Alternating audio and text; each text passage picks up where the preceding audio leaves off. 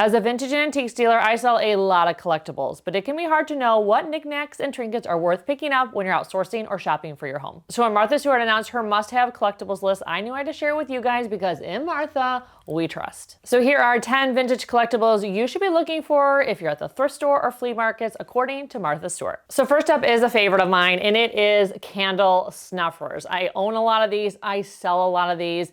There's nothing more romantic than snuffing out your candle with something like this. So I'm not surprised it's on Martha Stewart's list. It can be brass, it can be silver, it could have a wood handle. So whether you're gonna use it functionally in your home to actually snuff out your candles, or you're just going to use it as a decorative object, they're a great piece to look out for. Next on the list are vintage cameos. They can be earrings, they can be in necklaces, they can be in pins like this. Brooches in general are having a big moment in fashion right now.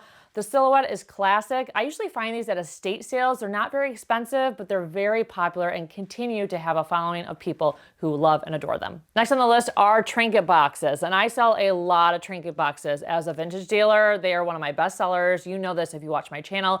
They can be painted like this. They can be carved wood like this. They can have wear and tear and patina. I sell a lot of brass boxes, silver boxes, wood inlay boxes. You name it, there's always someone who has a spot in their home for a teeny tiny trinket box. So whether they're using it functionally or not, it's just a really great decorative item to look for.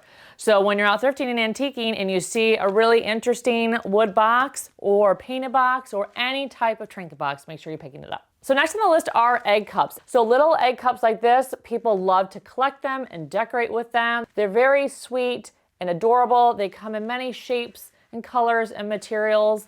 And these I actually got out thrifting recently. So these are the first egg cups I have ever picked up. So they're just an adorable little thing that you can add to your kitchen, or if you actually like hard-boiled eggs that you can dip your toast in, you can actually use them functionally too. So next on the list is something I am personally always on the hunt for, and that is brass animals of really any kind. I have bought and sold probably hundreds of brass animals over the years. They're my favorite things to find. They're becoming harder and harder to find because there are a lot of people that actually take them to the metal scrap yards and have them melted down for cash, which breaks my heart. So for every one that you buy, you're saving it from that process of actually losing it to history. It just guts me. So brass animals, they sell really well. They sell for a lot because they're becoming harder and harder to find. The prices on them are increasing all the time. So they're just that whimsical thing that you can add to your decor in your home, but if you're a dealer, it's something that can be very valuable to pick up. So the next item on the list is something I was told to look out for when I first became a vintage dealer, and that is egg platters like this. Now they can be glass, they can be ceramic, they can be themed for a holiday like Easter or 4th of July. They really do a great job of elevating a very messy and stinky appetizer at your party. Now I think originally many of these were actually used for oysters, but most of us are not serving oysters at a party, at least at the parties that I'm going to. Most of the time it's deviled eggs. So if you see these at an estate sale or thrift store, definitely consider picking them up for your next party or to sell in your vintage booth. So next on Martha's list are cute ceramic planters, and they can be shaped like animals, they can be hand painted, basically anything more whimsical and fun compared to your traditional terracotta pot. So a couple of things to keep in mind when you're buying a secondhand planter: check for a drainage hole, check for cracks if you actually want it to be watertight, and also check for glue and other weird stuff that can sometimes be in them because a live plant may never have been in that planter. Sometimes people would take the styrofoam and they would put it in the pot and then put faux plants in it, and it can be really hard to get that glue out. So next on the list is Namaji pottery, and it actually started in the 1920s and they stopped selling it in the early 2000s. It was considered like roadside tourist pottery. It has a very distinct swirl pattern on the outside, very distinct color palette, and there was a stamp on the bottom that would say Namaji, and usually it had some sort of Native American depiction.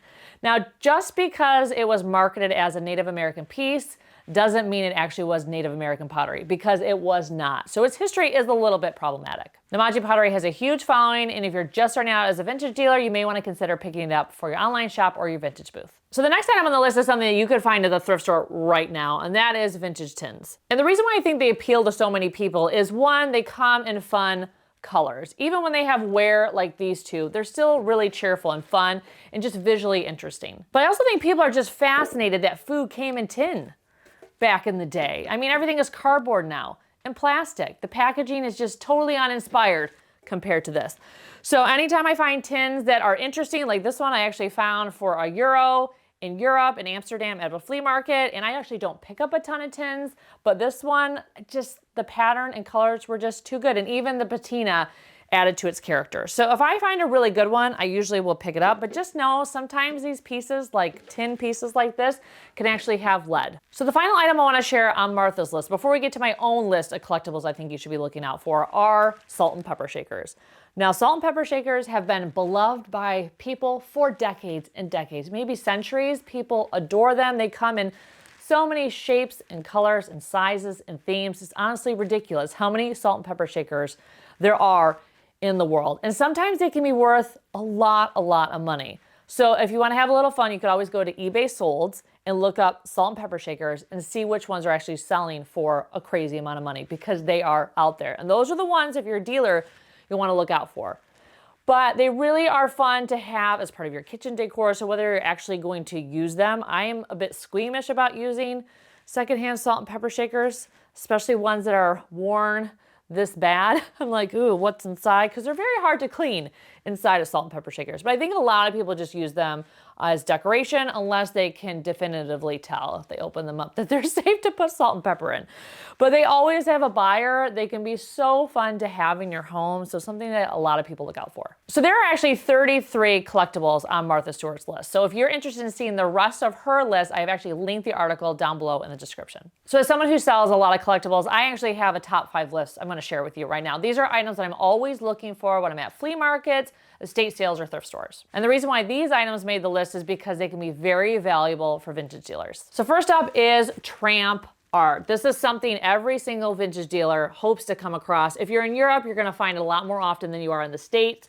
It's very expensive, and you're usually only finding it at antique malls here in the States. But every once in a while, you can get lucky at an estate sale or a flea market, sometimes even a thrift store. I have a friend who found a tramp art piece at the thrift store. It's very rare. It's one of those moments that you just dream and pray for.